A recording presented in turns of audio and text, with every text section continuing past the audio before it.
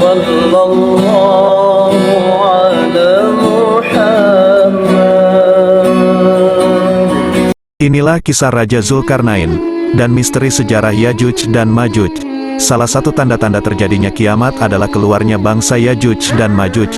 Sebenarnya siapa bangsa Yajuj dan Majuj ini? Simak kisah selengkapnya berikut ini. Pada zaman dahulu, di masa kenabian Ibrahim, ada seorang raja yang soleh bernama Zulkarnain. Rakyat sangat menyukainya karena sang raja amat bijaksana. Pasca kepemimpinan Raja Namrud yang kejam, Zulkarnain hadir sebagai pengganti yang membawa kesejahteraan bagi rakyatnya. Tak hanya itu, Zulkarnain pun berkiprah besar dalam mendakwahkan agama tauhid yang dibawa Ibrahim. Zulkarnain amat cerdas dan pandai berpetualang. Ia melakukan perjalanan ke seluruh dunia untuk menyebarkan agama tauhid.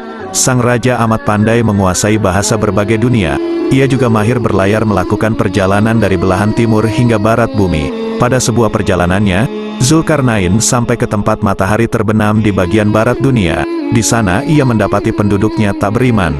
Zulkarnain pun kemudian mendakwahkan keesaan Allah. Mereka pun menerimanya dengan gembira. Perjalanan lalu berlanjut. Raja Zulkarnain tiba di kawasan timur dunia di mana matahari tampak terbit dari sana. Penduduk timur tersebut amat miskin dan terbelakang hingga tak mampu membangun tempat tinggal. Raja Zulkarnain pun membantu mereka, mengajarkan memiliki tempat yang dapat melindungi diri mereka dari panas dan hujan. Setelah mendapat bantuan, mereka pun menerima dakwah Zulkarnain dengan gembira. Ia pun melanjutkan kembali perjalanannya. Tibalah Raja Zulkarnain pada sebuah tempat di antara dua gunung.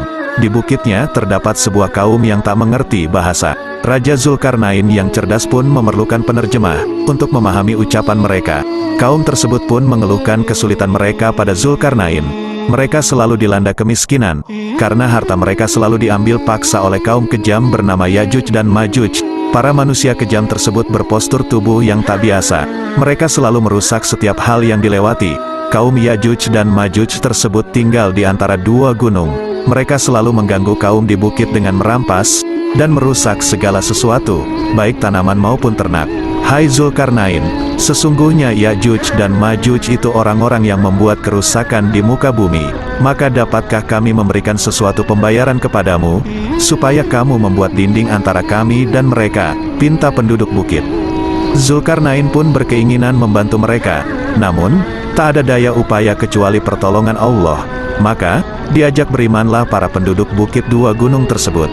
Setelah mereka beriman, Zulkarnain pun memikirkan cara untuk membatasi mereka dengan kaum kejam Yajuj dan Majuj. Bawakanlah padaku besi dan tembaga, akan kubuat dinding di antara kalian dan mereka, ujar Zulkarnain. Maka, dikumpulkanlah segala hasil tambang para penduduk bukit. Zulkarnain kemudian menggali tanah lalu membangun fondasi yang kokoh dari besi. Setelah itu, besi tersebut dipanaskan, lalu dilebur dengan cairan tembaga yang mendidih. Maka, jadilah dinding benteng yang amat kokoh yang mengurung Yajuj dan Majuj di tempat tinggalnya. Melihatnya, penduduk bukit bersuka cita. Ia pun berterima kasih pada Zulkarnain. Namun, dengan rendah hati, Zulkarnain bersyukur kepada Allah. Dinding ini adalah rahmat dari Tuhanku. Maka apabila sudah datang janji Tuhanku, Dia akan menjadikannya hancur luluh dan janji Tuhanku itu adalah benar, ujar Zulkarnain. Sementara itu dari balik gunung, Yajuj dan Majuj berusaha menembus dinding tersebut. Namun, tak satu pun dari mereka yang berhasil memanjatnya ataupun melubanginya hingga kini. Dikisahkan bahwa setiap hari, sejak Zulkarnain membangun dinding ribuan abad silam, pemimpin mereka selalu mengerahkan rakyatnya untuk memanjat dinding tersebut. Namun, tak pernah membuahkan hasil meski dilakukan setiap hari hingga kini. Keluarnya Yajuj dan Majuj dari tempat mereka merupakan salah satu tanda datangnya hari kiamat. Sebagaimana ucapan Zulkarnain, jika Allah berkehendak maka amat mudah dinding tersebut hancur. Dengan upaya perobohan dinding tiap hari oleh Yajuj dan Majuj, mereka akan berhasil menembusnya saat menjelang hari akhir. Saat mereka keluar dari sana, jumlah mereka amat banyak. Mereka turun gunung bagaikan angin, tak ada yang mereka lewati, kecuali akan hancur lebur. Setiap tanaman dirusak, setiap jiwa akan dibunuh. Demikian kekejaman Yajuj dan Majuj.